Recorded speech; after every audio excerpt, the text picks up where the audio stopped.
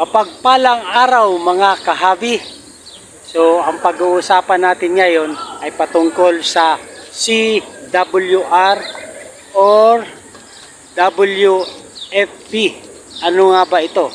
Ito ay nire-require ng ni DENR sa Certificate Wild Permit or Registration, CWR, Certificate Wildlife Registration, at saka Wildlife Farm Permit holder. So pag-uusapan natin sa video ito na ngayon po ay June, so second quarter na po.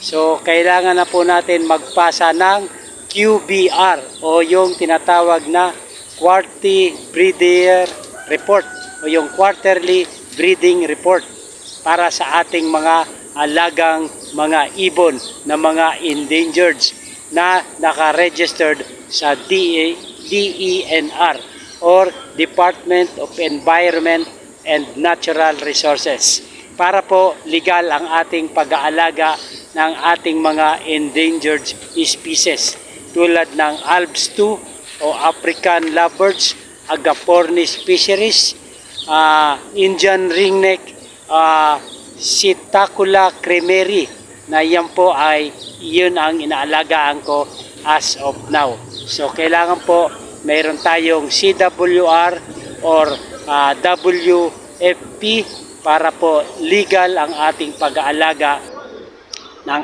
ating mga ibon. Okay po, so sa wala pa po ay pwede nyo itong matutunan kung paano ang tamang proseso kung meron na pong CWR or WF permit. Okay po mga kahabi, so yun po ang pag-uusapan natin ngayon. At kung bagong viewers ka sa channel na ito, humingi ako ng favor, please subscribe my YouTube channel, Olen Aviary at iba pa. Okay po, so yun po ang ating topic ngayon regarding sa QBR. Okay po, let's go. Itong bite ito, nabibigyan ng feeds.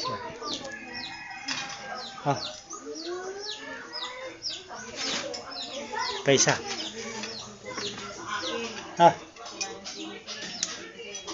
Halika rito. Come.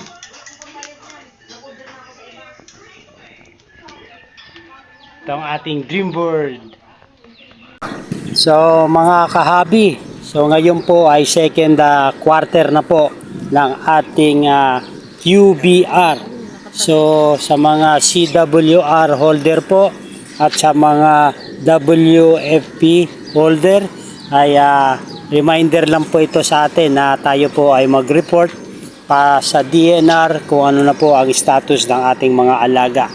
So ang i-report po natin mga kahabi, doon po sa walang permit pa at saka wala pa pong CWR, ay ito po ay ating obligation na i-report po natin quarterly ang ating mga alagang ibon. Tulad nung may mga progenies, kung meron tayong mga paanak, at kung meron tayong mortality, kung meron tayong namatayan po tayo ng ating mga alaga, ay ito po ay i-indicate natin sa QBR. Ito po ang kalagahan ng pagsasubmit natin ng QBR para po na monitor ng DENR kung ano na po ang status ng ating mga alaga. So sa mga CWR holder dyan ay ito po ay second quarter tayo na po ay mag-report at ito po ay isasubmit natin sa DENR at i-evaluate nila at meron din po silang time na visitation para sa ating mga aviary. So dito po sa akin sa Olen Aviary po ay dalawang species po ang meron ako, ang Agapornis fisheries at saka Sitacula cremerie. So ito sa mga itong Sitacula cremerie po, ito yung scientific name ng Indian ringneck. So meron po ako rito mga alagang ibon at meron na po silang mga egg. So ito po yung ating i-report. Tapos naka-avail din tayo ng bagong pair sa isang WFP holder. So kailangan din po i-add natin ito at i-report natin sa quarterly breeding report. So kung ano pa ang pagbabago at nadadagdag sa ating mga alaga ay kailangan po natin itong i-report para malaman po ng DNR. So pag nag-visit sila ay checkin nila ang ating mga alaga. Ito po ay tamang nasa bilang.